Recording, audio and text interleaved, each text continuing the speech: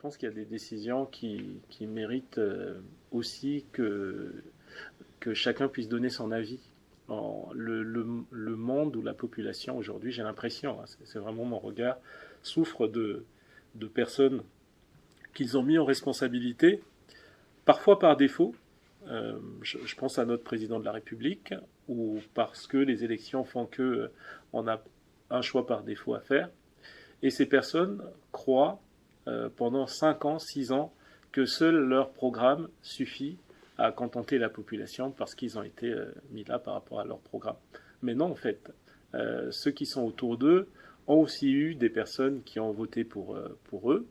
Pour moi, par exemple, qui suis élu dans ma municipalité, j'estime qu'il y a un groupe de personnes qui étaient séduits par mon programme ou par ma personnalité et qui ont envie de voir autre chose. Et donc le fait de pouvoir les entendre, c'est hyper important. Beaucoup me disent qu'il n'y a plus de démocratie en France. Mais la démocratie, c'est la parole.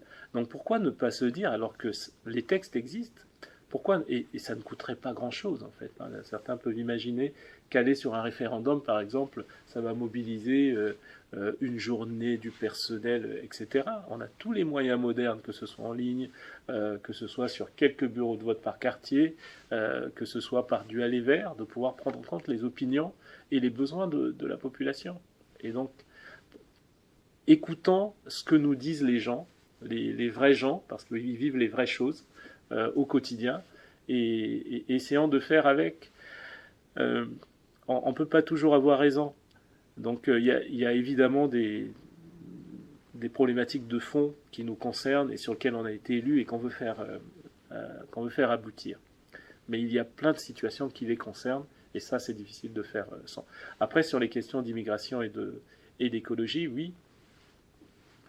Enfin, euh, je travaille à Blois, enfin dans la région et je travaille aussi sur Paris. J'ai été au Sénégal en début du mois de juin. J'ai fait une tournée africaine durant la période de campagne. J'ai été en Angleterre et en Belgique. Il y a plein de Français en fait. Donc on parle de l'immigration, mais c'est dans les deux sens.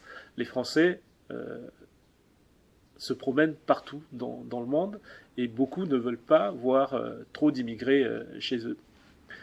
Donc c'est à un moment donné, lorsqu'on se promène comme ça, on mesure que l'immigration et la mondialisation, ça fait partie du monde de demain et du monde d'aujourd'hui.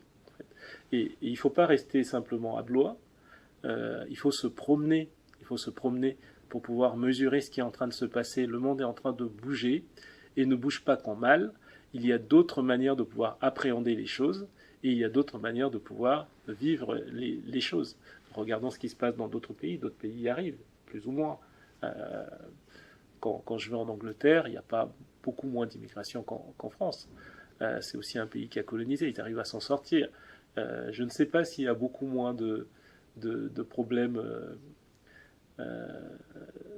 d'intégration, mais en tout cas, j'ai quand même l'impression, c'est peut-être qu'une impression, que lorsque j'allume la télé en Angleterre, lorsque je regarde les chefs d'entreprise en Angleterre, pour citer que l'Angleterre, hein, je pourrais en citer d'autres, il y a un brassage qui est plus important qu'en France. Donc, mesurant ces questions-là, ça nous rendrait peut-être plus ouverts d'esprit, plus humbles, et ça nous permettrait peut-être de mettre de côté certains problèmes qui n'en sont pas, qu'on arrive à avoir. Je ne dis pas qu'il n'y a pas de véritables problèmes, mais peut-être que les causes et les sources ne sont pas les mêmes. En ce qui concerne le climat, on ne peut plus faire l'économie. On a une planète, qu'est-ce qu'on veut laisser à nos enfants et nos petits-enfants? On voit déjà les étés sont de plus en plus chauds. Il y a plein de personnes qui viennent parce qu'il y a des fentes de glace chez eux ou des tremblements de terre, et donc ils atterrissent ici. Et il peut nous arriver la même chose. Qu'est-ce qu'on fait pour le coup? On a des problèmes au niveau de nos matières premières. Regardez ce qui est en train de se passer en Afrique. On a un sentiment, je parle de ce que je connais, il y a un vrai sentiment anti-français. Pas parce qu'on n'aime pas les Français, parce qu'au niveau des dirigeants français, on constate que le sous-sol qui est exploité dans ces pays, aujourd'hui, nous permet quand même de tenir en partie par rapport à une guerre qui se passe aux portes de chez nous.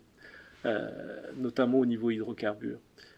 Mais quand même, est-ce qu'on ne peut pas se dire à un moment donné que si on redonnait un peu plus à ces pays, on résoudrait une partie des problèmes d'immigration. Si on travaillait plus d'égal à égal avec ces pays, on aurait peut-être un meilleur visage à leur donner et que les relations nord-sud qu'on peut avoir seraient de meilleure qualité. Je veux dire, ce monde-là est en train d'arriver à nos portes.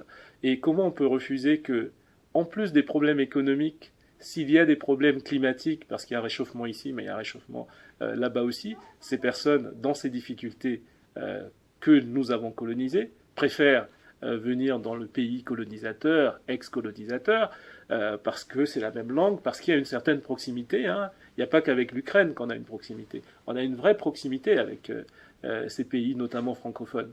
Et donc, pourquoi refuser cette globalisation ? Ça ne veut pas dire que je prône plus d'immigration, pas du tout. Ça veut dire que je prône des solutions réalistes et des solutions de bon sens qui malheureusement n'arrivent pas aux oreilles de chacun parce qu'on est encore très individualiste.